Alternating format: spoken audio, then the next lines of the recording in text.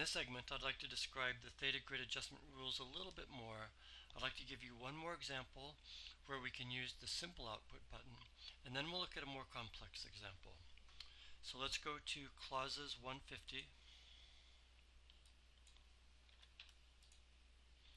And this produces John wanted Mary to read a book. Whenever it's one person wanting someone else to do something, we use want sensei. And you see that want sensei is highlighted in purple, meaning we haven't yet dealt with its theta grid adjustment rule. So let's go here. Now for this example, we can still use the simple output, so I'm going to click that button. As I mentioned in the previous segment, we don't need to do anything with the agent noun phrase, so I'm going to click OK. Okay, John wants Mary to read a book. We don't use a complementizer in English. Now here we do raise the subject of the complement clause so that it actually becomes the object of the matrix clause. And we can see that if we use a pronoun. John wants her to read a book. So we're going to select the option subject raised. And when we do that, we can't specify anything in the noun surface realization. Okay, verbs target tense and form. John wants Mary to read a book. So this will be another to infinitive. So we see now the agent of the complement clause is going to be moved out to the matrix clause, and its grammatical relation is now object. So it will be coded as the object of the matrix verb. Let's enter a comment, clauses 150, John wants Mary to read a book. For the grammar topic, let's select complement clause again.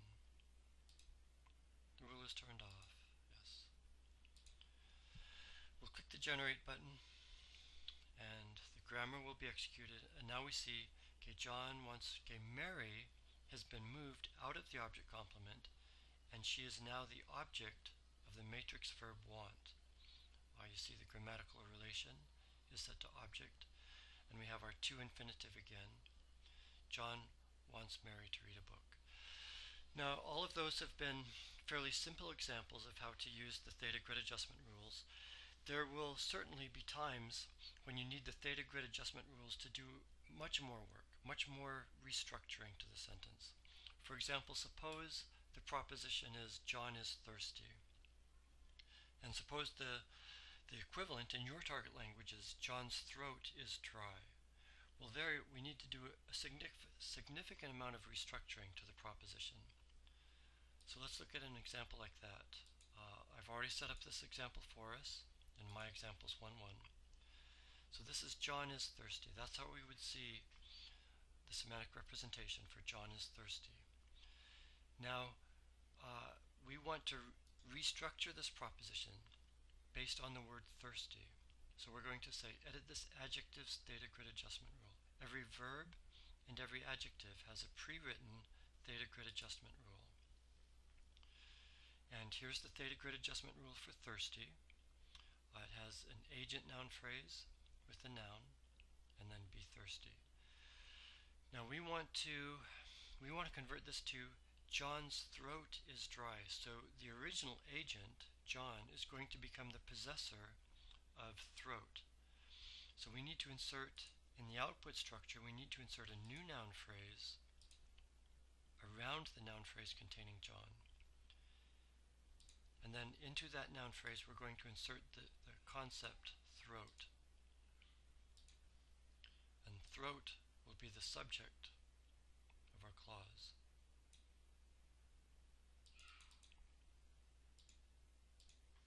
Okay.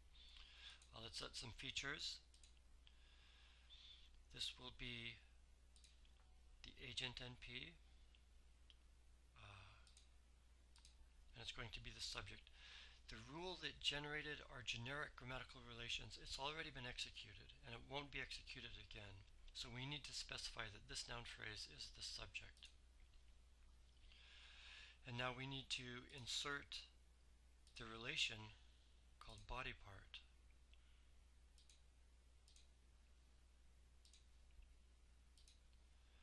So this will be John's throat. To trigger our rule, that generates the Saxon clitic apostrophe S, I'm going to mark this. It's not in sequence. It's going to be a Saxon genitive. So this will produce, okay, John apostrophe S, John's throat is, okay, we need to delete this concept thirsty, and we're going to insert a target language word, dry, which is an adjective. So this will produce dry. I'm going to set a few more features here. I won't go into all the details. So this will be John's throat is dry.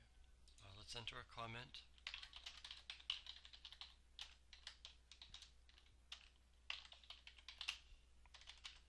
John is thirsty becomes John's throat is dry. Okay, the rules turned off, yes. Let's link the concept thirsty to a blank space. I'm going to enter a new target stem, just one space. That's very convenient. Whenever your target language doesn't have a lexical equivalent for a particular concept, you don't want to see those question marks all the time. So I'm going to link that to a blank space. Okay, we see that there's still one issue. We haven't dealt with the theta grid adjustment rule for the verb to be, sense D, but that's okay, that's not relevant. Let's click the generate button now.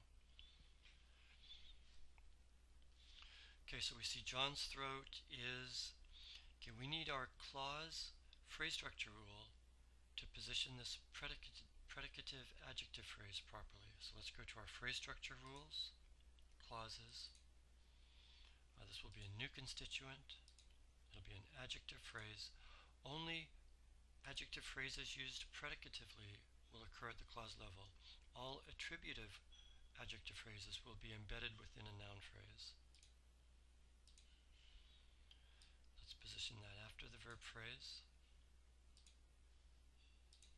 and generate our verse again. And this time we see John's throat is dry. Again, we're not going to be concerned about our verb to be. So that's an example of a more complex situation where we need our theta grid adjustment rule to significantly restructure a proposition so that we get the target language's words and structures in there.